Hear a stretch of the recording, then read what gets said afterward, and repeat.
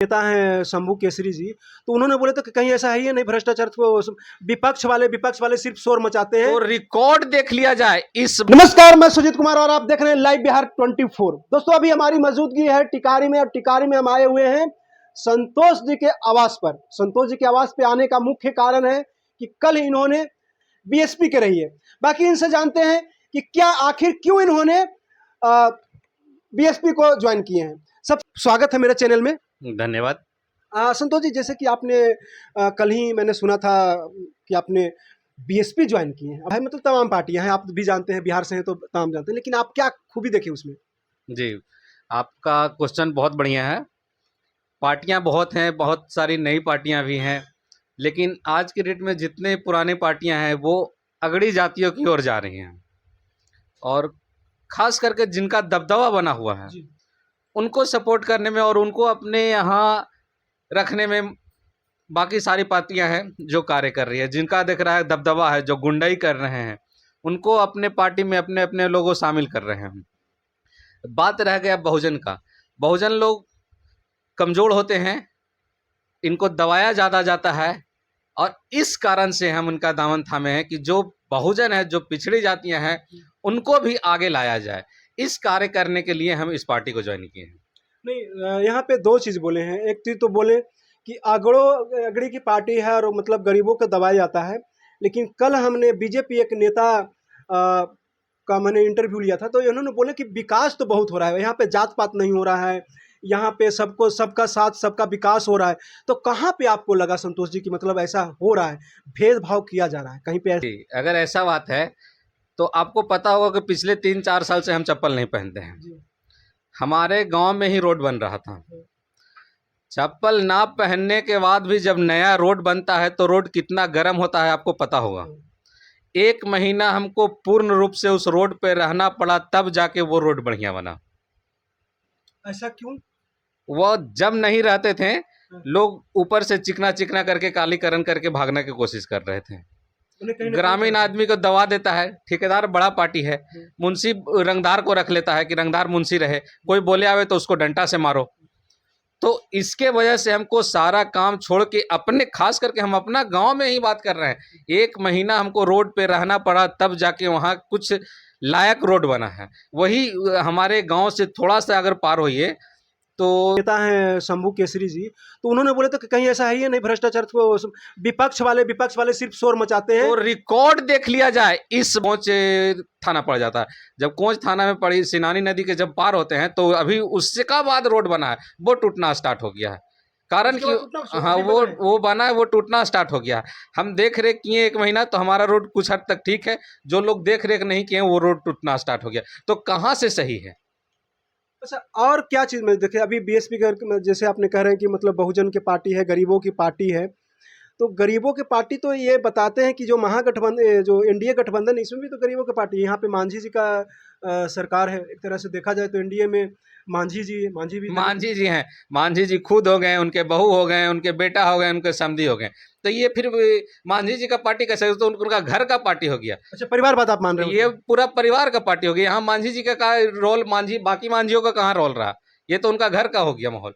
वो अपना 4 सीट मिला, अपना बाल बच्चे लग गए उसमें। अच्छा, और क्या लगता है कि मतलब टिकारी विधानसभा में क्या मतलब आपने कल टिकट का भी आप लोगों की तरफ से घोषणा हो गया है कि बीएसपी से कौन लड़ने वाला है? बीएसपी से इस बार पूरी उम्मीद है संतोष चंद्रवंशी जी का। अच्छा, संतोष चंद्रवंशी जी क्या निकाल पाएंगे सीटें? अगर कोशिश बढ़िया रहा तो कोई बड़ी बात नहीं है, क्योंकि पहले जो यहाँ टिकारी विधानसभा में चुनाव लड़े हैं, जीते हैं, ना के बराबर काम किए हैं। अगर आज के डेट में ब्लॉक चल जाइए तो कोई ऐसा मोटेशन नहीं है, उसके लिए आपको 2000-5000 रुपया देना पड़ेगा। एक काम यहाँ का सीओ ठीक से नहीं करता है। रुपया दीजिए, बात कीजिए, रुपया नहीं है किनारे हो जाइए। नहीं, लेकिन हम कल बात किए थे, बीजेपी एक बार सबसे ज्यादा मोटेशन में रिजेक्ट अगर कहीं हुआ है तो हमारे ख्याल से टिकारी हुआ है। ऑन रिकॉर्ड चेक किया जाए ब्लॉक में जाकर के कि कितना % यहाँ रिजेक्ट हुआ और कितना % मोटेशन सेलेक्ट हुआ। हाँ, वही अगर पैसा दे दिए तो रिजेक्ट वाला भी आपको फिर सेलेक्ट हो जा रहा है, आपका मोटेशन हो जा रहा है। जब पहले हमको रिजेक्ट हुआ तो पैसा देने के बाद कहाँ से सेलेक्ट हो जा रहा है? तो ये कहीं ना कहीं करप्शन है। करप्शन नहीं, बहुत बड़ी मिली भगत है। ब्लॉक का एक कर्मचारियों का सारा का धंधा है, पैसा लीजिए, काम कीजिए। तो ब्लॉक के मान लीजिए कि एक डिपार्टमेंट ऐसा है, आपने कह रहे हैं कि मतलब मोटेशन करवाने में वहाँ पे एक डिपार्टमेंट, बाकी डिपार्टमेंट तो सही है। शंभू केसरी जी बोल रहे थे कि हमारा राशन सबको फ्री खूब मिल रहा है, सबका राशन कार्ड राशन बना फ्री मिल रहा है, कितने लोग का मिल रहा है? जितने लोग का मिल रहा है शायद वो चाहे तो लेने लायक नहीं है, जो लेने लायक है उनको नहीं मिल रहा है, जो लेने लायक है उनको राशन नहीं मिल रहा है बहुत कम लोगों का। हाँ, जिनके पास पैसा है तो उनको राशन मिल रहा है।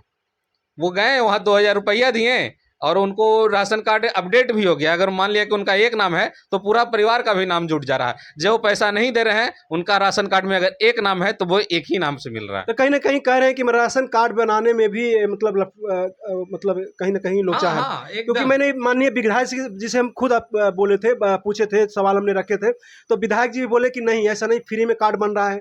जबकि वहाँ पे हमको संज्ञान में आया था कि 3000 रुपया लिया जाता है, आप 2000 बताएं, चलिए 1000 तो कम से कम हुआ। लेकिन आप बता रहे हैं कि मतलब बोले कि विधायक जी तो कह रहे हैं कि नहीं फ्री में बन रहा है। कहाँ बन रहा है? बिना पैसा के एक आध गो के हमको गुप्त रूप से दिखवा दीजिए।